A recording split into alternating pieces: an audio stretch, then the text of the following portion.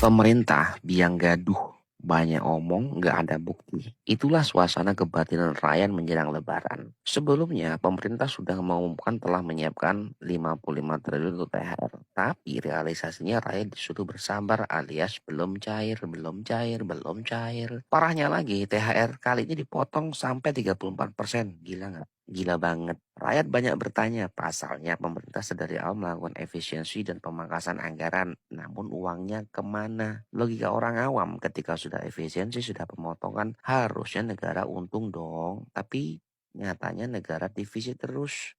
Bahkan ada yang nyeletuk. Bisa ngurus negara nggak sih? Kalau nggak bisa mending mundur daripada negaranya hancur. Di mana-mana orang bertanya THR udah cair belum? Beberapa bupati wali kota kena amuk masa. Mungkin dalam hati Pak Bupati, yang salah pusat, aku yang kena gampar. Apes, apes. Sampai-sampai di kolom komentar dibanjiri statement, wah, wah, wah, Lebaran kali ini harus pakai baju PD Perjuangan. Hidup kok disuruh berjuang terus. Bulan Januari, negara defisit 54,6 triliun, Februari 135,7 triliun. Ya pantas kalau rakyat marah dan menjerit. Sudah defisit tapi sok-sokan mau nyumbang ke Donald Trump 17 triliun. Apalagi mau beli mobil ke India sebesar 24,66 triliun. Sontoloyo nggak tuh? Sontoloyo banget. Mirisnya lagi, sudah tahu Prabowo nggak bisa ngurus negara, Gibran hanya jadi penonton. Rakyat ada yang nyeletuk. Kerjanya Gibran apa sih? Selain foto-foto, keadaan ini diperparah lagi. Menterinya hanya bisa bekerja asal Bapak senang. Sudah jatuh, tertimpa tangga pula. Dengan demikian, Prabowo Gibran seantek-anteknya dinyatakan tidak bisa ngurus negara. Tidak bisa merasakan kebatinan rakyat. Tidak bisa mengantarkan rakyat pada pintu gerbang kemerdekaan sejati. Kenapa pegawai negeri dikasih gaji kecil? Karena Ya, kecil.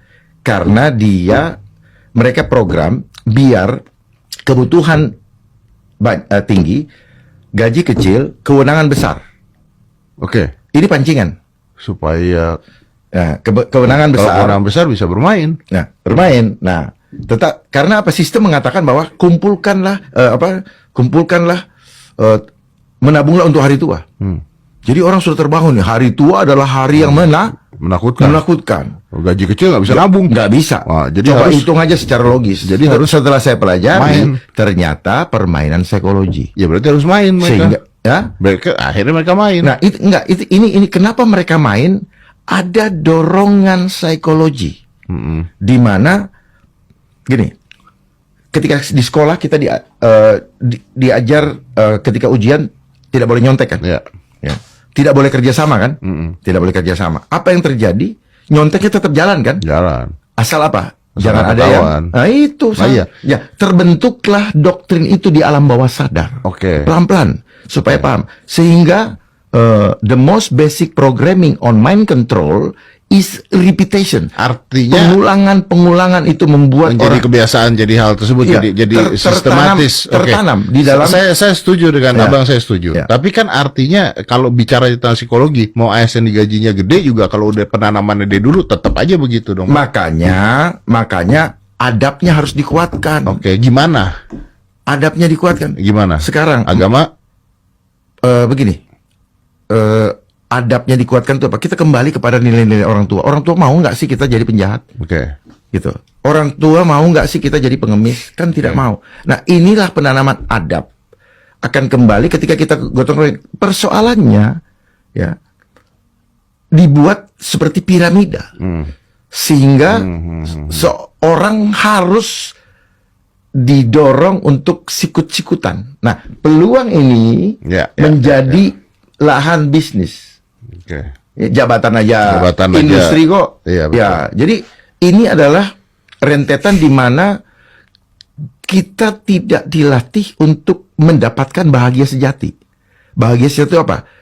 Saat ketika kita tulus untuk memberi manfaat bagi orang lain atau orang banyak daripada mementingkan diri sendiri. Nilai-nilai ini yang sudah Ini kan artinya tidak bisa dirubah langsung, Bang. ya betul. Ini kan berarti potong generasi nih. Ya sekarang kan gini, Mas Dedi tahu nggak kenapa ada Gen Z, ada X generation, ada millennial generation? Tahu nggak kenapa? Berubah generasinya. Bukan. Karena apa? Ini sistem global yang menggiring dari manusia fitrah menuju kepada manusia yang tidak fitrah lagi. Makanya setiap ada pre-boomers, baby boomers, X generation, millennial, Gen Z sampai Alpha. Siapa yang bikin terminologi itu? Tanya dong. Ya, buat apa lagi? Iya, kenapa SD harus 6 tahun? Kenapa nilai terendah 6? Kenapa nggak 5,1? Saya 4 lagi waktu itu. Nah itu. Nah ini ya kan? Artinya sistem itu ada yang mengatur. Ya. Jadi harusnya tidak ada sistem.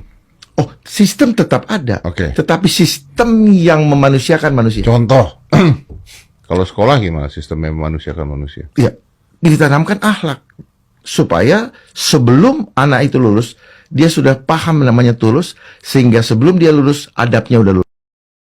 Nah, ini penciptanya.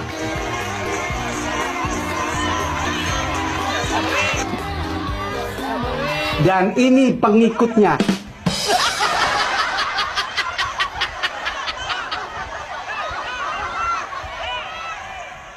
Pak Prabowo, biar masyarakat pada tahu siapa sih yang membentuk BGN atau MBG itu, Pak.